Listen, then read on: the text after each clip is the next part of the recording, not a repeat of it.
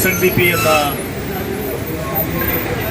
രാഷ്ട്രീയ പാർട്ടിയുടെ നേതൃത്വത്തിൽ നടക്കുന്ന ഇന്നത്തെ ഈ ധർണ ഇതിൻ്റെ ദേശീയ അധ്യക്ഷൻ ശ്രീ സുവർണ മർസ, മറ്റ് വേദിയിലിരിക്കുന്ന മറ്റ് സംഘടനയുടെയും ഈ വിഷയവുമായി ബന്ധപ്പെട്ട് സംസാരിക്കാൻ എത്തിച്ചേർന്നുള്ള ഡോക്ടർ ചാർമിരൻ സർ, ശ്രീ ചന്ദ്രബോസ്, ശ്രീ ശിവരാജൻ സർ, മറ്റ് ഭാരവാഹികളായ ശ്രീ അനിത, അജിത, മറ്റ് ഭാരവാഹികൾ, എല്ലാവർക്കും നമസ്കാരം. നമ്മൾക്കറിയാം, ഇവിടെ എഴുതി വച്ചിരിക്കുന്ന ഈ ഒരു വിഷയം സമുദായ സെൻസസ്. ശരിക്കും നമ്മൾ പറഞ്ഞാൽ ഇന്ന് പറയപ്പെടുന്നത് ജാതി സെൻസസ് എന്നാണ്. ജാതി എന്ന് പറഞ്ഞു കഴിഞ്ഞാൽ, ഞാൻ ശ്രീനാരായണ ഗുരുവിൻ്റെ ഒരു ഭക്തനാണ്, ഒരു അനുയായിയാണ്.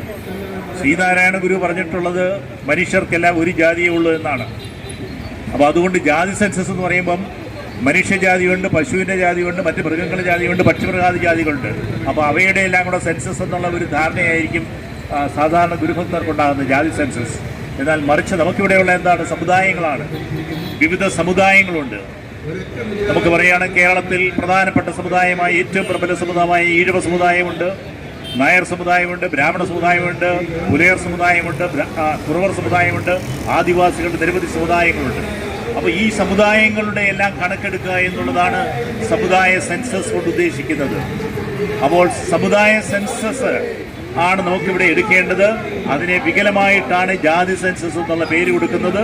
അപ്പോൾ ഞാൻ ആദ്യമായിട്ട് ഇതിൻ്റെ ഈ വാക്കിനെ തന്നെ നിഷേധിക്കുകയാണ്, നിരാകരിക്കുകയാണ്.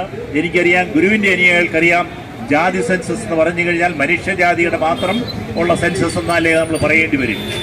അപ്പോൾ ഇവിടെ നമ്മൾ വളരെ ശ്രദ്ധിക്കേണ്ട കാര്യം, ബ്രിട്ടീഷ് ഭരണത്തിൽ ബ്രിട്ടീഷുകാർ ഭരിച്ചിരുന്ന അവസരങ്ങളിൽ സെൻസസ് നടത്തിയിരുന്നു. എന്തിനാണ് സെൻസസ്? നമുക്കറിയാം, ഇന്ന് നമുക്കൊരു അസുഖം വന്നു കഴിഞ്ഞാൽ നമ്മുടെ ശരീരത്തിൻ്റെ ഉള്ളിൽ അവയവങ്ങൾ ധാരാളമുണ്ട്. ആ അവയവങ്ങളുടെ എല്ലാം എങ്ങനെയാണ് ആരോഗ്യസ്ഥിതി, ആ ആരോഗ്യസ്ഥിതി ശരിയാണോ, എവിടെയാണോ മോശമായ ആരോഗ്യസ്ഥിതി ഉള്ളത്, അതെവിടൊക്കെയാണെന്നുള്ളത് മനസ്സിലാക്കുകയും അതിന് പരിഹാരം കാണുവാനും ചികിത്സ കാണുവാനുമാണ് നമുക്കിന്ന് ആധുനിക സംവിധാനമായി നമ്മൾ പറയുന്നത് എന്താണ്, സ്കാനിങ് എന്ന് പറയും. പല വിധത്തിലുള്ള സ്കാനിങ് ഉണ്ട്. അപ്പോൾ ആ സ്കാനിങ് നടത്തി കഴിയുമ്പോൾ മാത്രമാണ് ഡോക്ടർമാർക്ക് വളരെ പെട്ടെന്ന് തന്നെ ശരീരത്തിൻ്റെ ഏത് ഭാഗത്താണ്, എവിടെയാണ് കുഴപ്പമെന്ന് മനസ്സിലാകുന്നത്. അപ്പോൾ അങ്ങനെ നോക്കുമ്പോൾ നമ്മുടെ രാജ്യത്ത് വിവിധ സമുദായങ്ങളുണ്ട്, ആയിരക്കണക്കിന് സമുദായങ്ങളുണ്ട്.